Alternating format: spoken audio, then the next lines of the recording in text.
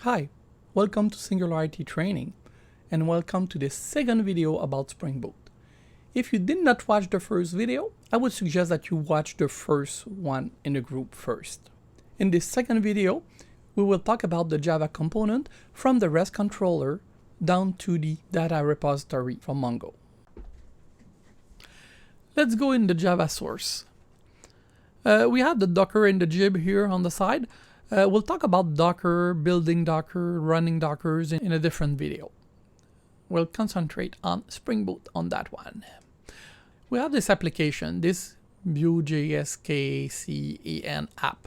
And this app, because it has an annotation Spring Boot application, means that it's an application. Spring Boot will try to find in all the classes the single one that has a Spring Boot application. Normally it's only one.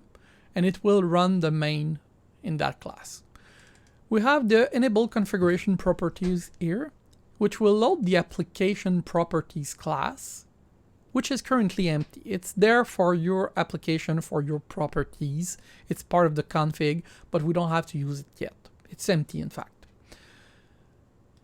So the logger for the class. We have this post construct. The post construct will be run after the class is initialized and that the bean is configured. So once the bean is ready, it will run the post construct with the init application, and that one simply check that you don't run the development setup while you're on cloud or while you're on production. It just take care of you not mixing both.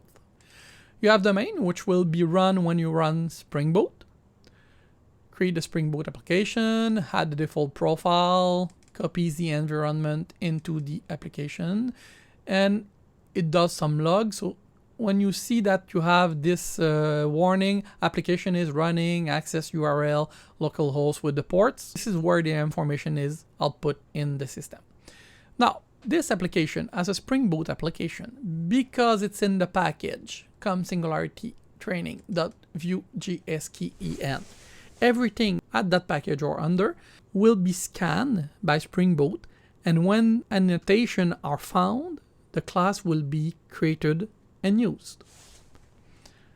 We'll start with the application web XML. Does not do big stuff. It basically configures the application. Instead of doing an app XML, when a servlet application is started, if it's not Spring Boot, it basically creates the application configuration for you. This way you're able to build a WAR and deploy that in an application. We have here the WebSocket. The WebSocket is transferring activities. So we have data transfer object, which is activity DTO. Data transfer object, simply session ID, login ID, IP address, page, and time. So it keeps information about what the user did. But we have the activity service. The activity service is a controller. There will be one instance of this controller. Every controller and REST controller, most of the components are single instance. Never write down instance variable thinking that you have many instances. If you write data that is not shared in an instance variable, then you will have data leak and you will show data from the other user to the wrong one. So everything that is here is shared by any call receive. Sometimes you have data that is injected by Spring and it has a scope of request or session, meaning that when you start in a specific session, your request will be switched to that session, your bean will be switched to that one transparently. That's okay. And you can rely on HTTP request as long as it's injected by Spring. So just be careful about local variable here. What this controller does is that it maps the messages that arrive on the topic activity and send them into tracker.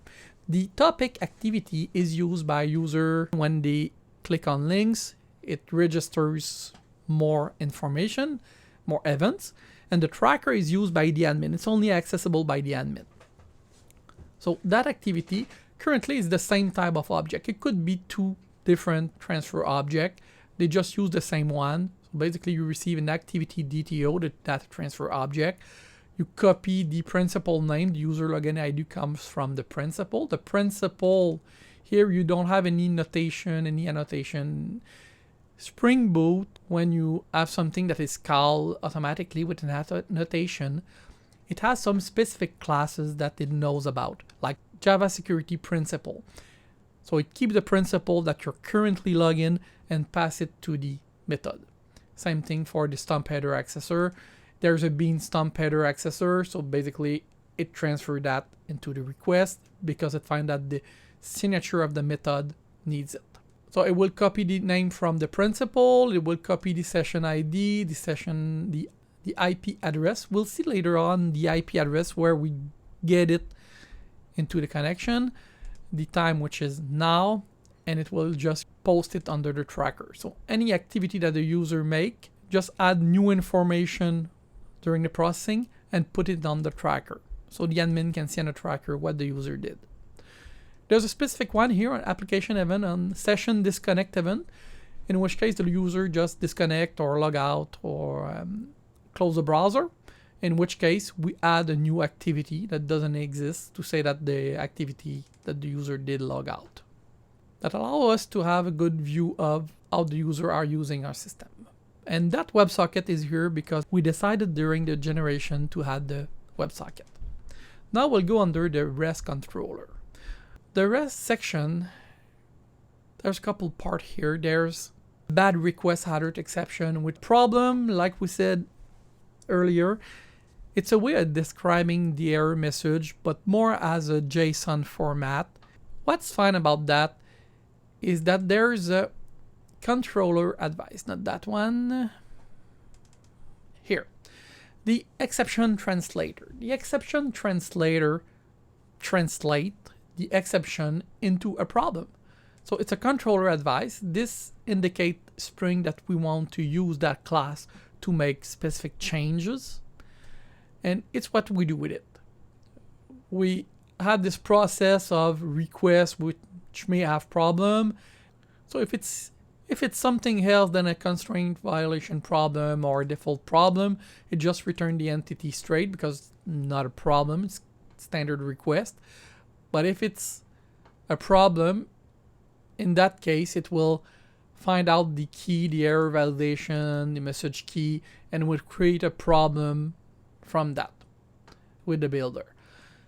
Same thing here for the problem, but there is exception handler. Those one are when you throw a specific exception, in that case, it will return the error and create a different response. So it will create a failure alert for the error that we retrieve as a bad request, a concurrency failure exception if you want to modify 2 times the same thing or had 2 times the same user with the same key, stuff like that, will create 409 usually, a conflict exception. So all of those are handled there. If you throw the exception, you can add your own and create problem too, pretty easy. So if you have your exception, you just catch them and manage them. Here you have one where you have almost anything for throwable, so for almost any exception, and it checks if it's a HTTP message conversion, data access, if it has a specific package, and just convert that to a problem. That way, everything that throws exception are not converted into a big crash, they're converted into problem, and as those are JSON, they can be returned as JSON output, parsed with the JavaScript easily. Okay, now those REST controller. Let's go with the other one. We'll start with the simple one, the mission one, which is mission and space event. It's a controller that were made for us because we had an entity. So they're pretty simple. We'll go with the other one, a little bit more complex after. The REST controller here indicate that this component will receive HTTP request. And there's a request mapping indicating that /API will be the base for everything. So /API /missions will be the full path. So there's a mapping for post. And that post will create a mission, and mission will be part of the request body, and it should be valid. If the mission is not valid, then it will throw exception. Here you have a check on mission.getID. So if you supply an ID in the mission, it's considered a body request because you cannot set yourself your ID. The ID is generated by the database, so we don't want it on the post. We will create the item. So basically we'll have a save. The save will return a mission, and the mission that is returned there will have extra field. For instance, if I create a mission, it will add the ID. If I added the fields for created date and last update date with the good notation, if I added the fields with the appropriate annotation, then those fields also would be updated, including created by, the last create date, last update date. Those information would be updated during the creation. We can also add some application alert, some message. Those are created in the headers. Thus, when we create the object, we can have more information like entity name, the ID, and we just return it in the header. So we can work just with the header. We can just ignore the body, don't parse it. Just use the ID from the header, and that's good enough if you only need the ID. And we'll return the result in the body. The mission here is a put, so it's replace the object. So replace all the object. The put in that case is using mission to do the path, and the object itself has the ID in it. So if it's not included, it's an error because you want to replace that specific object. So it saves the object, same thing.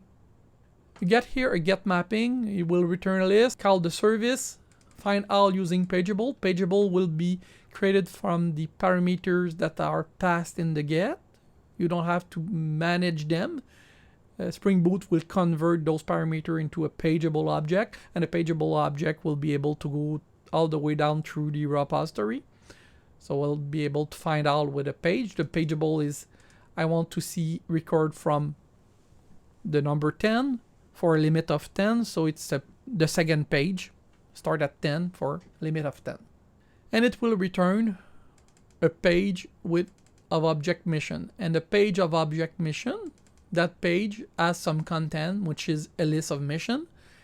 And there's also some header that will be created because the pagination is not included in the body itself. The body is only a mission object. Anything about the pagination, the list boundaries are not part of the body. They are part of the header. We send the total count, the start, the end index in the headers, and it's where the current page is transformed from a page into some headers. So we don't modify the object. The object that we post for creation or that we retrieve by the get is basically the same object. Sometimes it can be different. There's pattern about that, but in that case, we have the exact same type of object. And finally we retrieve the mission, and in that case we indicate here in SpringBoot that we have an ID, and the ID here is part of a path variable. SpringBoot will find out the path here from the ID, and with the ID we'll find one record. That's an optional. If it's not present, it will be able to wrap it in a not found. So there's an util here, utility class, that takes the mission, check if it exists. If it exists, it will return it. Otherwise, return it 404, not found. And we'll have the delete, which work on the same way. So basically, mission resource, space resource, use the same thing. The other one are a little bit tricky, a little bit different, and they had some extra code to work. So the account is under API, and what we have is an account. It will get the account based on the principal. So it will use your principal, which is an authentication token, and we will use the user service to convert that principal into a user. It will basically create a user DTO. The fact that we have a user DTO means that we can work either with user based on the token or user based on the storage, the repository. It's transparent. The DTO object help us with that, and it's good when to have a data transfer object when the object you're dealing on the store is not exactly the same as you want to send to the display. That's also the case for the audit resource, but the audit resource uses an audit event service, which is a custom audit event service. So it retrieves the information in the good list of audit events. And those audit events are from Spring framework, from the actuator. So you cannot return any other type. As you cannot return any other type, you cannot modify this type either. So for the Mongo repository, it's a showstopper. That's why they have a custom service. We'll talk about the custom service just in the other package. Same thing, find all, headers, the entity. We have here something about the date. So we have a get by date, request param from date to date will be converted from string directly into local date. And we have something that we'll do in the configuration from that. So we'll be able to use date in ISO format. And we need to convert them into instant because the MongoDB use instant. And we send them to find by dates, which is on the service, something that will end up calling the MongoDB service. Still the pagination and so on. You can notice here that we have the get mapping here for ID and the dot plus. It's to make extension on the ID because otherwise sometimes the ID are restricted and you cannot get all the IDs in the path variable. So to get more ID names, sometimes we include the dot plus. Depends on your ID format. The auth info resource is also under API, but under API / auth info. And basically it gets no service needed because those are stored by value, and the value here with the $sign indicate that we will go under those config, which is in the application YAML, and find out those values and return them into a simple auth info VM, which is just an inner class. Client forward controller, if I'm not wrong, is used for Vue.js because Vue.js by default will create virtual URL. So when you click on links in virtual, the Vue router will create virtual URL. It will change the URL in your browser, but that URL is not really mapped. That URL should go to the root of the application. So anything that is not an API or WebSocket will be redirected to root. That will allow you to reload your app in the browser in Vue.js. And there may be a change to do in Vue.js 2 for that. We'll see. The logout controller is under API logout. And to do a logout, we simply invalidate the session. The session being dead, the user is no more logged in. There is no security principle. The user will have to log in again. That is returned as a logout detail, which is a map of value. So we return the ID token for the user that was logged out and the logged out URL. So if the application wants to use the logout URL and redirect the user somewhere else, good. Otherwise, the user will stay on the main page, and that's it. Admission resource, it's all fine. User resource is another one. It's a little bit fancy. So we have a REST controller again, request mapping API, API/user, the get mapping, get all user with a pageable, the service we return. Pretty standard. To be able to get authorities in this URL, because we have this pre-authorized annotation here, it means that the user needs to be admin. So only admin can get the authorities. And here, get mapping for login. Login regex. So basically check if the regex is a standard login user. Nothing special about that. And the login is extracted from the path. And it will try to map the user DTO using a new. And it will try to create a new user DTO. And in IntelliJ, if you don't know, you can hold the control button and then click on the object. It will bring you straight into the object. So it will create a new user using the user that is defined in the data and just transfer the information into that user DTO.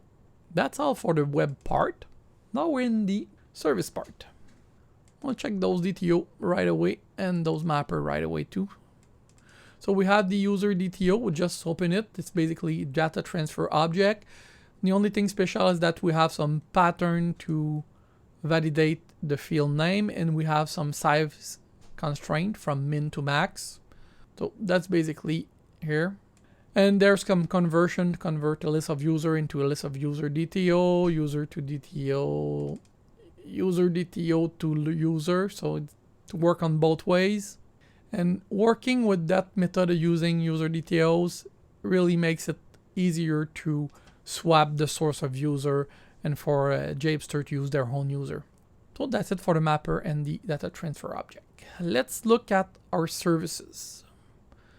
The space event services is very simple, so we'll start with the space and the mission. Basically, it's constructed using a space event repository. Because it's a service, Spring Boot will create it, and because it includes a space event repository in the constructor, it will find the only constructor available. As the constructor requires a space event repository, we'll try to find one.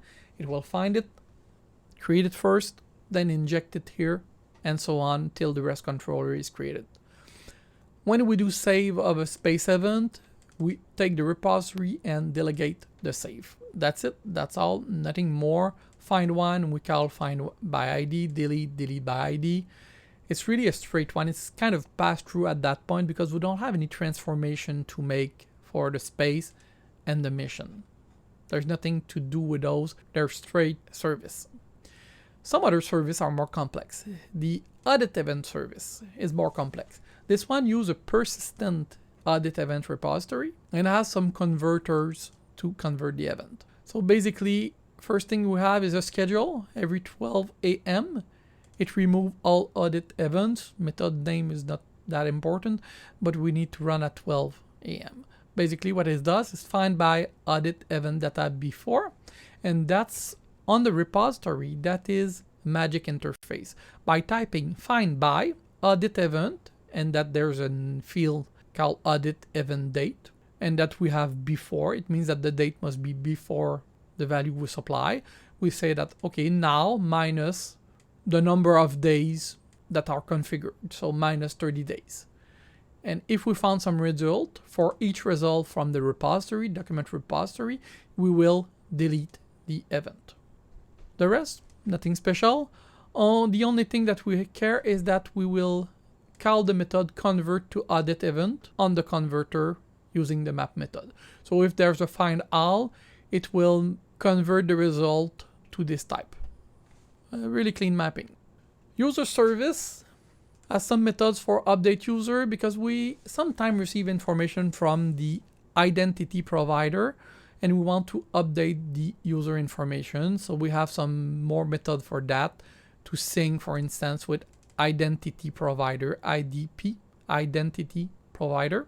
And in some case you have authority, sometimes you don't have. You can find the user in the repository. So there's a mechanic here to keep in sync the user that JHipster makes a copy with the user that we receive in the token or anything else, in fact.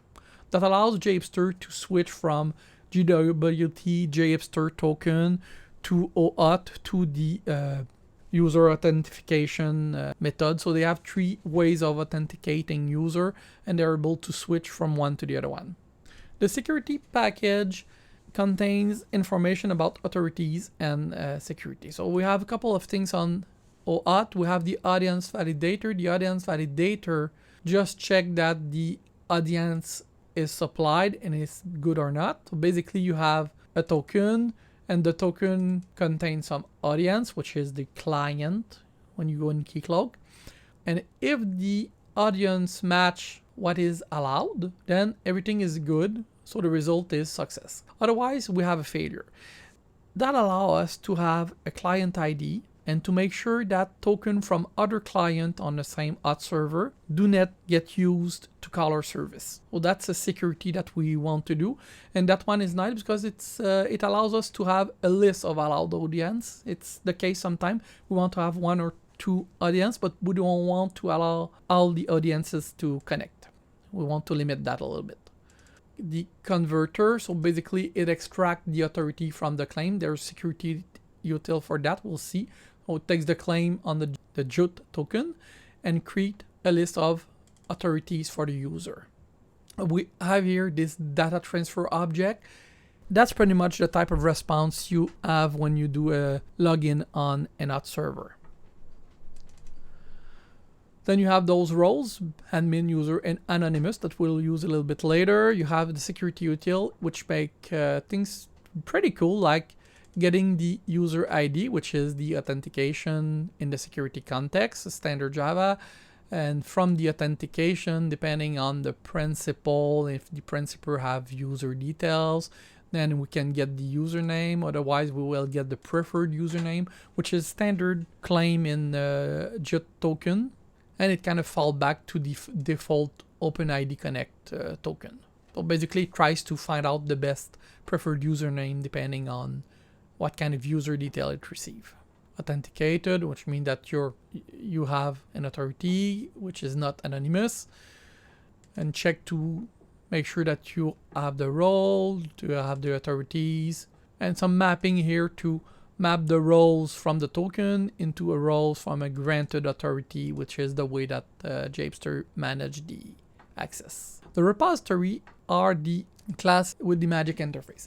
Basically, most of them, okay, like the space and the mission, they started empty. It's a repository, meaning that SpringBoot will initialize them using Spring Data, and it's a Mongo repository in that case, which means that it will extend all methods from Mongo. So basically, you have the save all, find all, insert. Okay, those one will go in, and they will use the type of class that we pass to the system. Mongo repository, we created using mission and with string as the ID, so we'll use IDs as strings. Those repository here, mission and with string as ID key, can be customized a little bit. So we have two types here. We have only one class. We'll look at it after. We'll start with the user repository. So user repository, a little bit different. Find all by login not being this login. So we try to find out other user. Find one by login. So you specify the login, and it will try to find one record which has login equals to this value. We have the persistent edit repository, which had something like find by principal with a string, find by principal and audit event date after an audit event type. So any audit event after a specific date, find all audit event data between, so a range of date and a pageable, and audit event before. So, and all those, because they're written in a specific way using specific names, which by the way IntelliJ does by using autocompletion, those would be interpreted by Mongo repository and used as method to do the search. So they will be transferred into searches everywhere. Okay, the authority is pretty standard. The custom audit repository is a little bit different. This one is a custom, and it implements the audit event repository to store the audit event, which are part of Spring. And that repository uses the persistence audit event repository, which has different type of audit event. It's persistent audit event, but in the end we want audit event. So that's why the event converter will convert to persistent audit event and so on. So it will call the event repository and just find the object. One specific thing we have here is the transactional with a propagation that requires new. It means that if we want to add an audit event, even if the transaction for another record is failing, this one will continue on its own transaction. So when you write the audit event, even if it's because you are trying to create a new record and the new record creation fail, it will be still logged in as an audit event because it's a different transaction. It will just start a new transaction, save it, and then continue back on the original transaction. And it won't do rollback on that one if it fails. Domain. We have the enumeration because we said that the space event type has a fixed list, launch and landing. And we have that abstract class here. That one is funny because it has the created by, the field, and JSON in yours. So basically the created by field will not be shown. That's JSON in yours. So when we retrieve the entity, it may be ignored. And we'll use created by as a field name, so it's a little bit different than the Java name. And the annotation here, created by, it will make sure that the editor aware will pick up the username and it will use it as a value for created by. Same thing for last modified by. I'll just go back to the Spring Security Auditor Aware. Is an editor aware, it's used by Mongo to retrieve the current user. So we try to use the current user for the audit, and this one is either the current user login, or if there's none, then it will be the system account. And all those dates here will be added automatically by Spring Data when it update or store the data. The authority here, document here that say that we will store the authority under GHI_authority. We have that for all our domain object. Get name equals, so it's pretty much only a data object in that case, but it's domain object. It means that it's not a transfer object, it's a domain object. It will be stored in the system. So we have the mission here, which is a collection mission. It will be stored in the mission collection. It has an ID, which is the primary ID. So if we do find by ID, it will return that value specifically. We have non-null, and we have the name of the field for the JSON description. Nothing too special about that one. And all the hash code, object, and toString are created for you. So when we try to sort, list, compare, it works. We also have this persistent audit event with ID, field, event type, event date. Pretty much normal. Nothing special about that one. Same thing for user. User has a little bit more complex use case. It has the ID to indicate which field is the ID, but we have also the pattern to match a regular expression pattern. We have constraint on size, and some of these have index, so we can expect to have an index on those fields created automatically for us. Thanks for watching this second video. I hope you find it useful. If you find it useful, don't forget to like the video before you go to the third video. Thank you.